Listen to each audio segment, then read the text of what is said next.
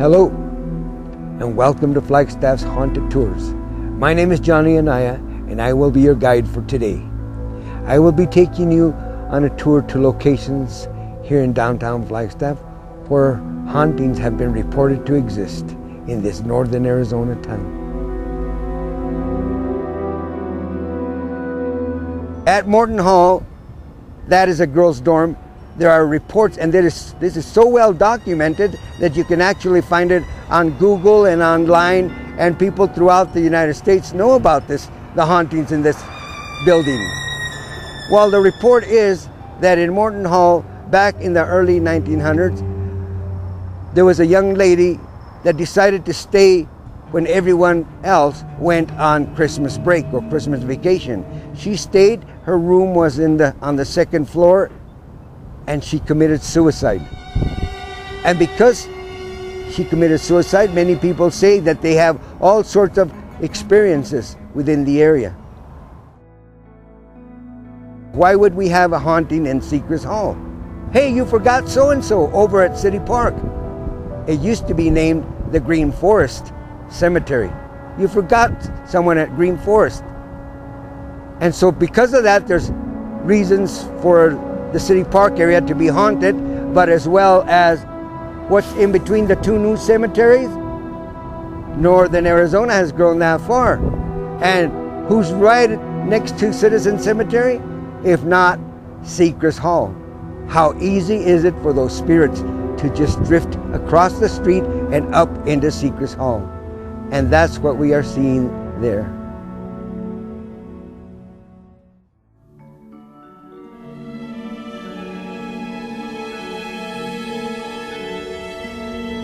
Well, here we are at the Milligan House.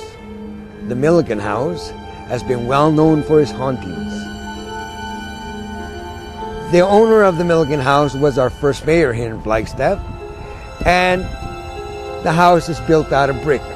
Not by coincidence, but because he was the owner of a brick-making factory just up the street. And thus he gave it this look. But to me, one look at this building and it looks very haunted just on its own.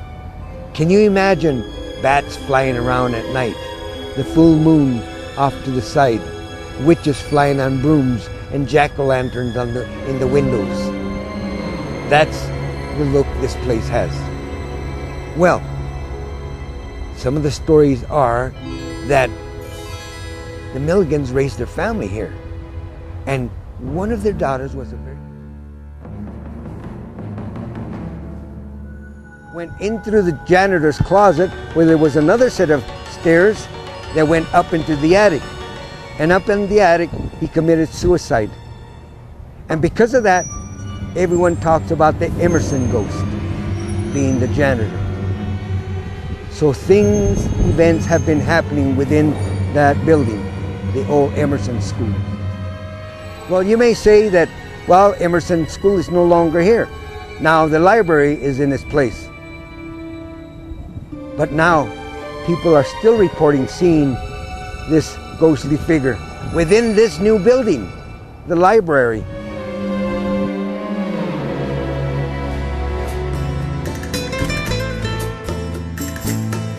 New Mexico, Texas, Arizona, California, parts of Mexico will all talk about the weeping woman, La Llorona. Now, Flagstaff has its own version of La Llorona. As we were all growing up as kids, everyone would tell their version of this Mexican legend. Now, I will start this story back in New Mexico so that you can get the feeling of how it developed. And then I will sort of add it to the Flagstaff history of La Llorona.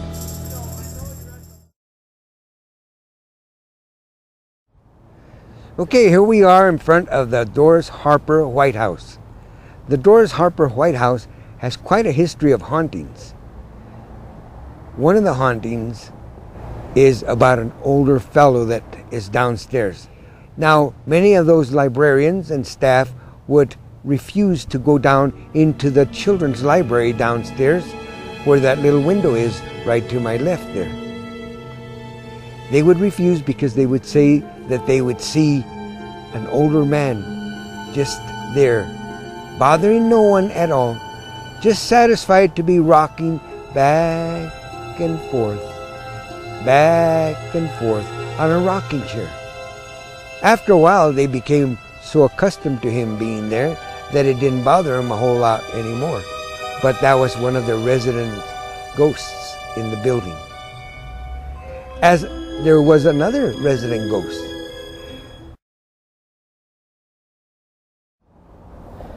This building right here is known as the Orpheum Theater. In its early days, it was built as a different theater by John Weatherford. It was known as the Majestic Playhouse. Now, around 1915, they had such a heavy snowfall that it actually collapsed the roof and buckled the walls. So John Weatherford had it rebuilt and renamed it the Orpheum Theater. So it's an old theater. And what theater doesn't have good old hauntings within it? This theater, the Orpheum Theater, has some stories, in particular about this window here behind me. This window here is the men's restroom. The men's restroom has been known for weird things happening within it. Things like when men will walk into the bathroom, immediately at times they will feel electricity within the building, just electrifying. Oh, just kind of cuts right through you. So people will report about that. Also,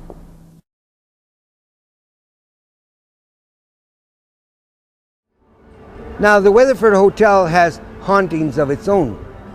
Quite a few, as a matter of fact.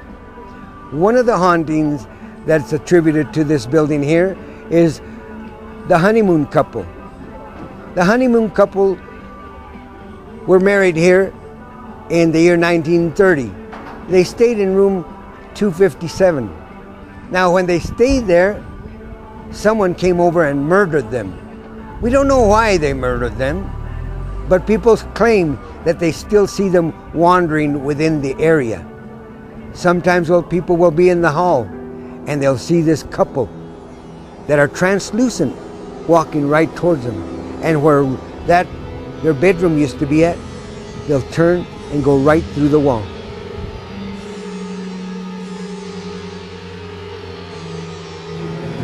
Well, right here behind me, we have the Monte Vista. The Monte Vista has quite a few reports of things happening within it. Now, the Monte Vista was built in 1927 by the community, and because it was built by the community, it was known as the Community Hotel.